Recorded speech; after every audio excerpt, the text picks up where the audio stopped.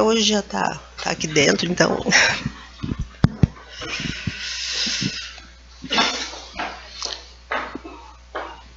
Quanta coisa que já teve aqui hoje, né? Às vezes eu acho que o culto fica meio cartucheira.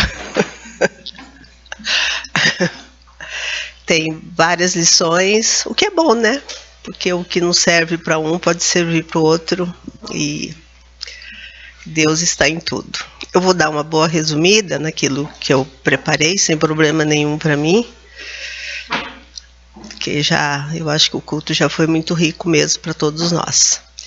Mas eu escolhi falar um pouquinho hoje sobre o sentimento da raiva. E olhando esse sentimento da raiva na vida de Jesus. Eu sou autora de um livro sobre a raiva, não é um livro acadêmico, mas é um livro com base na minha própria vida, tratando do sentimento de raiva em mim mesma, e também pela experiência que eu tenho de consultório, de ajudar as pessoas a lidarem com seus sentimentos de raiva. Então, muito do que eu vou falar aqui está no meu livro, mas tem coisa que também não está no livro.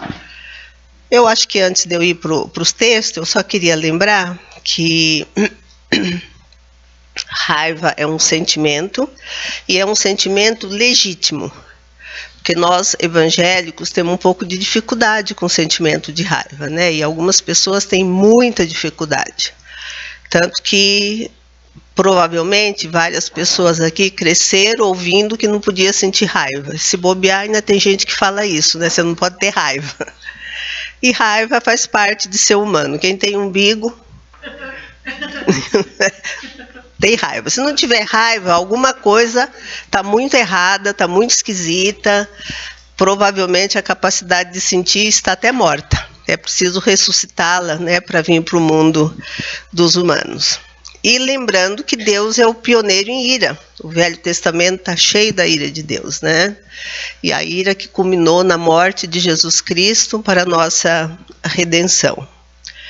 Por que a gente tem essa dificuldade com a raiva? Porque a raiva é só um sentimento. E não tem problema nenhum a gente sentir, seja lá o que for. O problema não é o que a gente sente. O problema é o que nós fazemos após os nossos sentimentos. Então, o problema da raiva não é o sentir raiva, é o comportamento violento que pode vir em consequência de não termos administrado bem as raivas que sentimos durante toda a nossa vida e até as raivas atuais. Então, sentir raiva é uma coisa e se comportar violentamente é outra coisa totalmente diferente. Ninguém é responsável pelo que sente. Você pode até aprender muito através dos seus sentimentos, mas ninguém controla os sentimentos. Eu não levanto de manhã decidindo que eu vou ficar envergonhada a X hora do dia, ou que eu vou sentir medo em tal momento. A gente não tem esse controle, mas nós somos responsáveis e podemos controlar os nossos sentimentos. Isso é só para dar um esclarecimento, né, um pouquinho. Obrigada, querido. Ela até que quis ir buscar, né? Eu achei que eu ia falar tão pouco tempo que eu falei, acho que não precisa. Mas é bom ser cuidada sempre, né? Então, só para dar uma limpada aí e esclarecer um pouquinho o que é o que a gente pode sentir raiva. Eu sou autora de 3 livros na área ligada à fé cristã. E tenho um outro e alguns capítulos, mas aí tudo no mundo da psicologia. Eu ainda quero um dia trazer, sei lá, qualquer momento aqui que tiver alguma coisa da creche, eu quero trazer os livros e aí vocês podem conhecer, pode comprar e a renda vai para a creche. Creche não, é núcleo, né? Núcleo. Mas eu não trouxe hoje não, tá? Então, eu vou falar sobre 3 situações onde fica bem claro que Jesus ficou muito indignado, quer dizer, ele sentiu raiva. A primeira situação, e não é por ordem por ordem do acontecimento, foi quando Jesus curou um homem que tinha a mão mirrada, que tinha a mão atrofiada. Isso foi na região da Galileia. Jesus está mais ou menos aí no começo do ministério dele, e um dia ele entra lá numa sinagoga, e estavam todos os líderes lá da sinagoga de olho nele para ver se ele ia fazer alguma coisa para eles pegarem no pé dele. Quer dizer, foram para a sinagoga, não para uma liturgia para adorar a Deus, foram para ficar de olho para pegar no pé de Jesus Cristo. E aquele dia, lá na sinagoga, tinha um homem que tinha a mão atrofiada. Lucas informa, esse texto está em Marcos 3, de 1 a 6, tá? Quem quiser acompanhar. Lucas informa que era a mão direita. E alguns escritos paralelos informam que esse homem era pedreiro. Isso não está na Bíblia, que ele era pedreiro e provavelmente ele tinha se acidentado enquanto fazia o seu trabalho de pedreiro. Jesus veio lá o deficiente, chama o deficiente para frente, e era sábado, e ele cura o deficiente. E Marcos registra que Jesus ficou muito indignado de ver a insensibilidade do coração daqueles líderes. Por quê? Porque esse homem não tinha condições de trabalhar e ganhar o pão de cada dia, e ganhar o sustento dele. E aqueles homens estavam mais preocupados com a lei do sábado, ou em ver onde Jesus ia falhar, do que com a necessidade daquele homem, que ele estava naquele momento incapacitado para o trabalho. Era um deficiente físico. Quem informa que ele era pedreiro é Jerônimo, que é um homem, acho que do século III, que comenta o Evangelho. Tem o Evangelho, né, de Jerônimo, que Jerônimo coloca isso, mas isso não está nos textos considerados sagrados. Bom, então essa primeira situação, que Jesus está indignado, e ele cura o homem, e ainda ele fala com aqueles líderes, né? Se o sábado era feito para fazer o bem ou para fazer o mal, ainda ele pega no pé deles. A segunda situação, que Jesus fica também muito indignado, é quando ele está numa das viagens. Tudo indica que talvez aqui seja até já uma viagem indo para Jerusalém, já para a morte dele. Mas numa dessas viagens aí, ele para num lugar e os pais trazem as crianças para que Jesus as abençoe.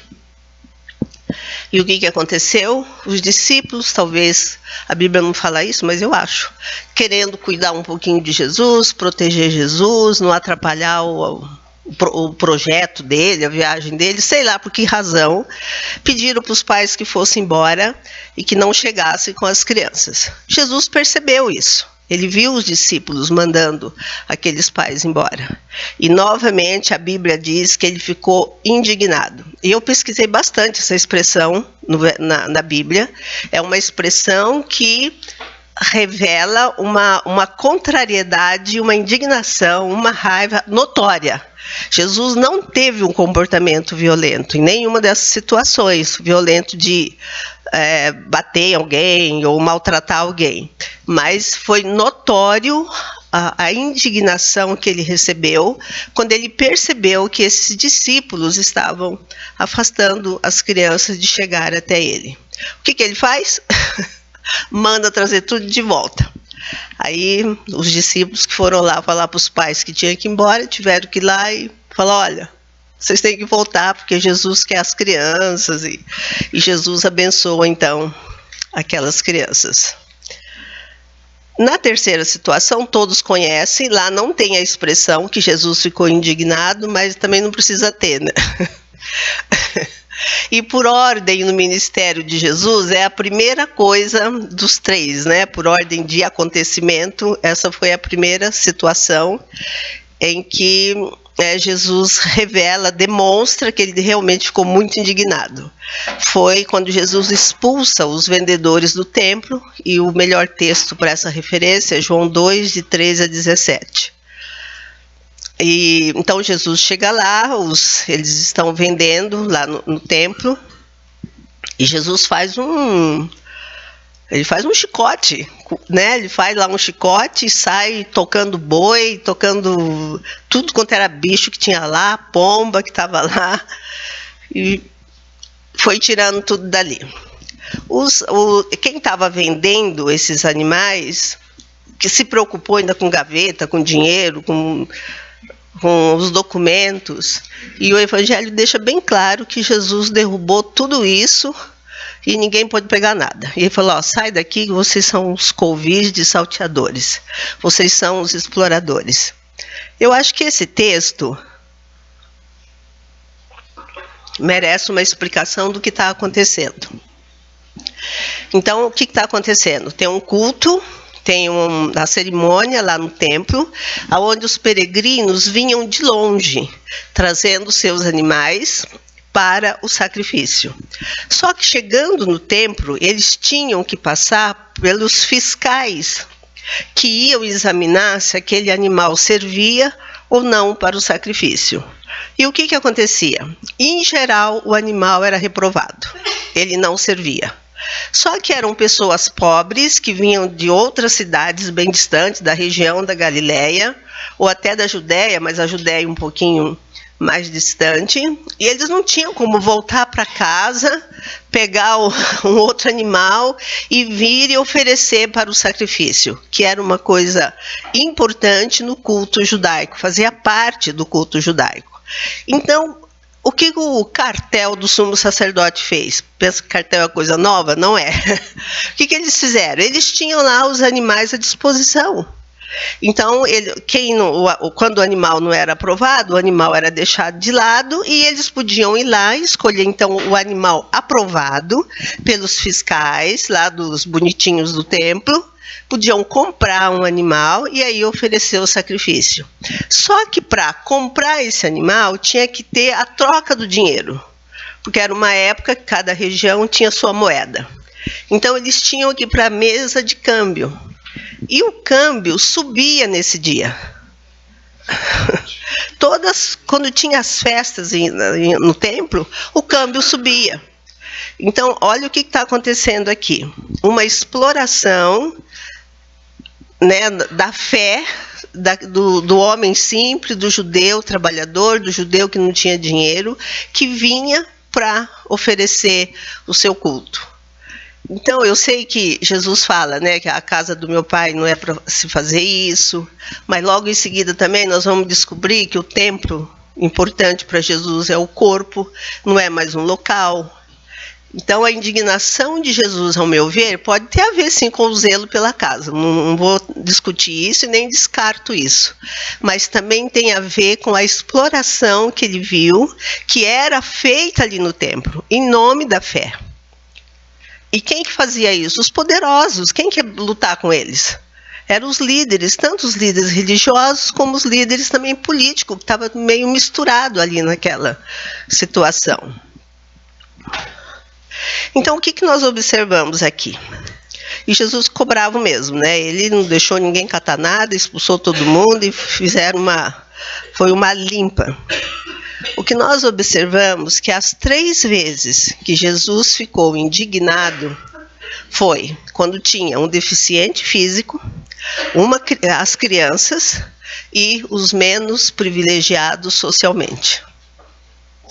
Olha que legal isso, né? Quando a gente pensa na creche, olha o interesse que Deus, e agora através de Jesus Cristo, realmente tem direcionado e tem com aqueles que são os menos privilegiados. O paralítico, ele não tinha voz. As crianças não têm voz. A criança é por si só desprotegida e ela é indefesa e desprotegida. O pobre também é indefeso e desprotegido. Então, quais são as situações que Jesus ficou indignado? Foi para dar voz àqueles que não estavam recebendo o que deveria receber, no caso do paralítico, a sensibilidade dos líderes religiosos, Eles não tiveram nenhuma sensibilidade com aquele homem, que não podia ganhar, não podia trabalhar, não podia ganhar a comida dele. Com as crianças, essa é provavelmente a última vez que Jesus, provavelmente quase certeza, que Jesus passou por essa região, nunca mais ele passaria ali enquanto humano, e os pais só queriam que as crianças fossem abençoadas. E Jesus então intervém e defende essas crianças, porque os discípulos, em nome da ordem, não deixaram que o protocolo aquele dia fosse quebrado. Quanta dificuldade que às vezes a gente tem da quebra do protocolo, né? E foi o que aconteceu aquele dia. E as pessoas pobres que vinham com seus animaizinhos para oferecer o sacrifício também não tinham voz. Então são pessoas que estão à margem.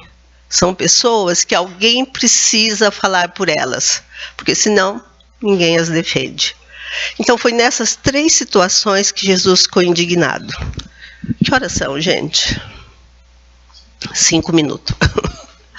Então, quando a gente estuda a vida de Jesus, nós vamos perceber que Jesus, ele não ficou indignado quando ele foi rejeitado. Ele não ficou indignado quando ele foi criticado. Ele não ficou com raiva quando ele foi questionado por João, que estava preso, e mandou os discípulos ir lá perguntar para ele: escuta, você é o Messias mesmo? Essa dúvida de João não deixou Jesus com raiva. Ele não ficou com raiva quando ele foi meio difamado e criticado por o cara que está lá embaixo da figueira, como é que chama? O Natanael. Natanael está lá e ele fala: esse cara aí não deve ser lá essas coisas. Não, porque onde ele nasceu não tem coisa boa. E quando Jesus encontra com Natanael, ele elogia Natanael. Ele fala: Natanael, você é o cara, você é transparente, meu. Não tem dolo em você, a gente sabe quem é você, não tem engano em você. Então, ele não ficou com raiva de Natanael. Ele não ficou com raiva quando foi traído por Judas. Não tem nada que indique isso. Pedro ficou, mas ele não. Ele também não ficou com raiva quando foi negado por Pedro. E não ficou com raiva quando o jovem rico simplesmente virou as costas e foi embora. Então, o que a gente pode observar é que Jesus não ficou com raiva quando ele era ferido.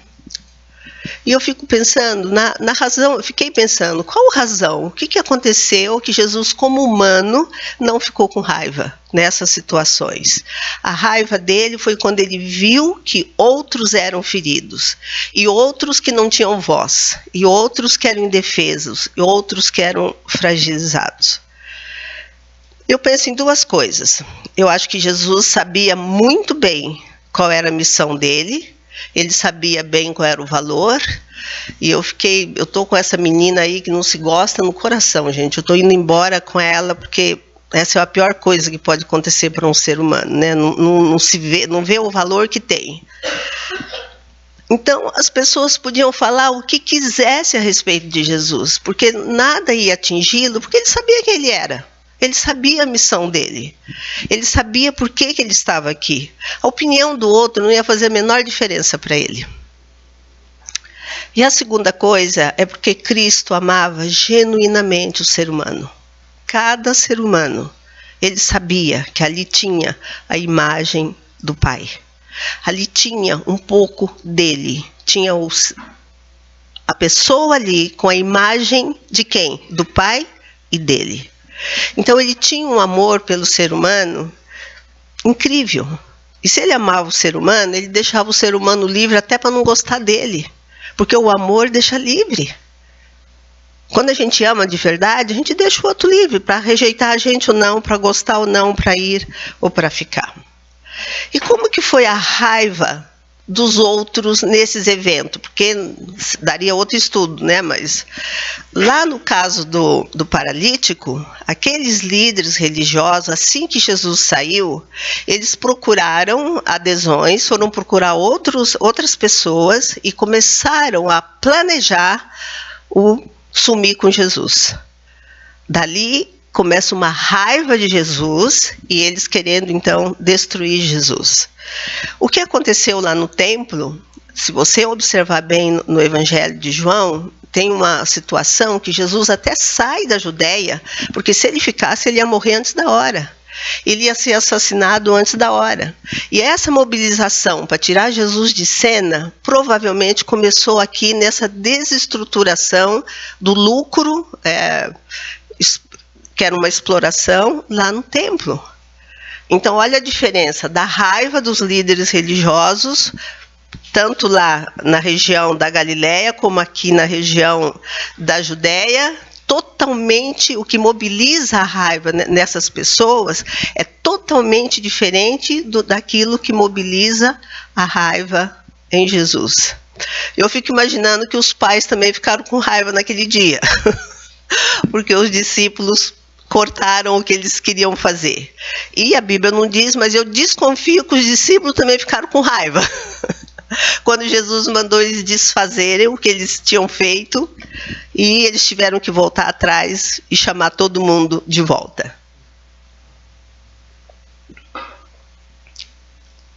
Como é que eu quero terminar essa reflexão? Eu quero terminar com a pergunta: o que é que mobiliza a sua raiva? Acho que é uma coisa para a gente pensar. Né? Será que são as coisas mal resolvidas? Por que aqueles líderes ficaram com raiva? Porque eles eram arrogantes e orgulhosos. A ordem deles e o que eles ensinavam não podia ser quebrado. Então eles começaram a odiar Jesus. Eles tinham inveja e ciúmes de Jesus, tinham inveja da fama que ele tinha. Eles queriam ser o foco que Jesus estava sendo. E o que mobiliza em mim, né? O que eu estou mais para esses líderes religiosos ou estou mais para Jesus? Será que eu não preciso... Eu acho que o sentimento da raiva ele pode ser um indicador para o nosso crescimento. Seja lá o que tiver mobilizado a raiva que você experimenta, isso pode ser uma indicação da área que você precisa crescer. Porque às vezes nós ficamos com raiva por causa da ingratidão. Ficamos com raiva por causa da injustiça. Então, são áreas, está indicando as áreas que emocionalmente eu preciso crescer, inclusive na fé cristã.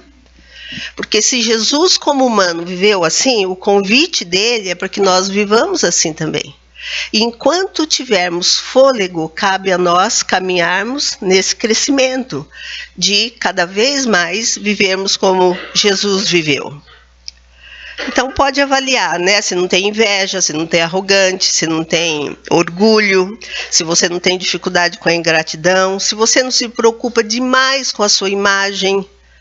Quando a gente se preocupa demais com a imagem, alguém joga lá uma lama na imagem da gente, é horroroso, gente. Né? É ruim demais, e a gente sai aí soltando veneno para todo lado, e às vezes se torna violento, e quanta destruição existe no mundo por causa disso. Às vezes o que nós não aguentamos é se sentir menos, se sentir inferior. Agora, em cada uma dessas situações que eu falei aqui, ou que você identificar na sua vida, há um caminho para o desapego de si mesmo, que pode ser percorrido. E percorrendo esse caminho, óbvio que é um caminho que leva a Jesus. E em Cristo nós podemos realmente ficar mais parecidos com Ele. A minha oração, não só por você, mas também por mim, é que eu cresça a tal ponto, e eu me desapegue a tal ponto dessas coisas que me machucam, mas que eu não preciso ter raiva do outro por causa disso. E que eu tenha essa coragem, como Jesus teve, de enraivecer sim, mas em defesa daquele que não tem voz. E todas as vezes que Jesus enraiveceu, ele agiu também. No caso do paralítico, ele enfrentou os líderes lá da sinagoga e não teve um pingo de medo deles.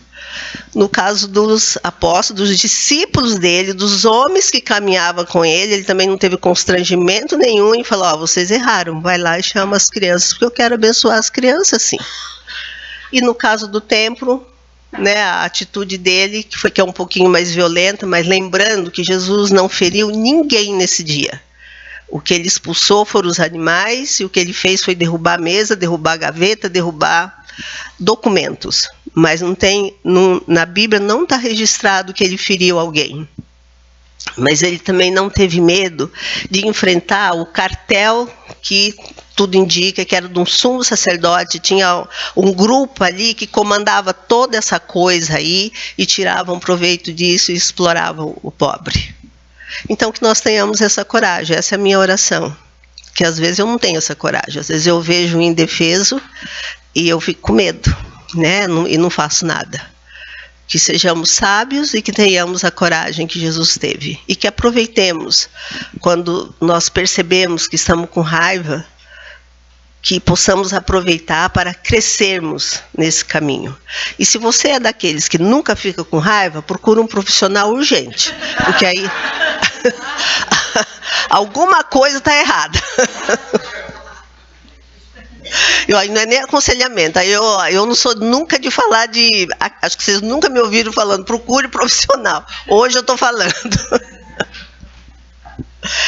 Daí o problema é mais sério. Então, não é não sentir raiva, mas é se indignar pelo motivo adequado como Jesus Cristo fez.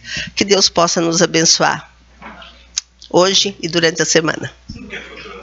Faço. Isso, obrigada. Então, não tem a coisa de não irá, né, Osmar? Bom, eu tenho um livro sobre o assunto, aqui eu fiz só um resuminho, né?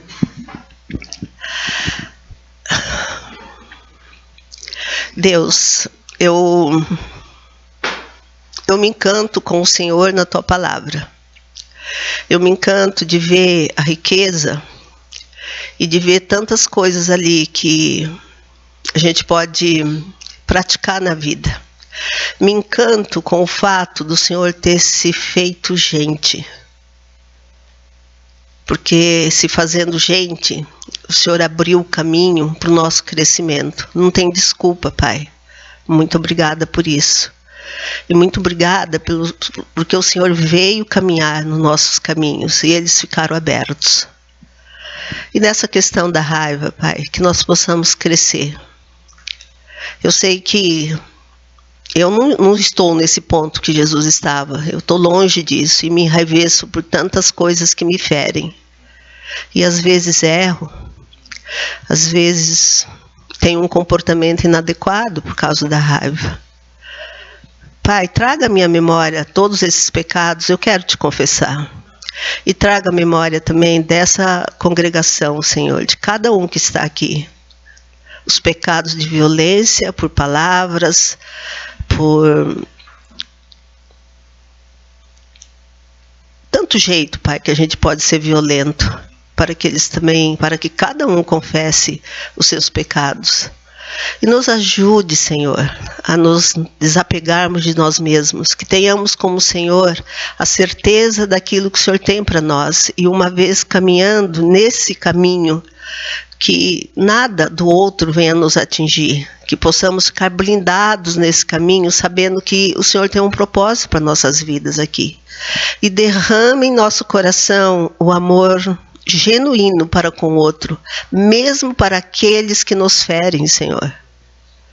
Que não significa que nós vamos comer na mão deles, mas significa que tem um amor disponível para eles, Pai. Faça isso, Pai, nos nossos corações, para que possamos fazer diferença por onde andamos.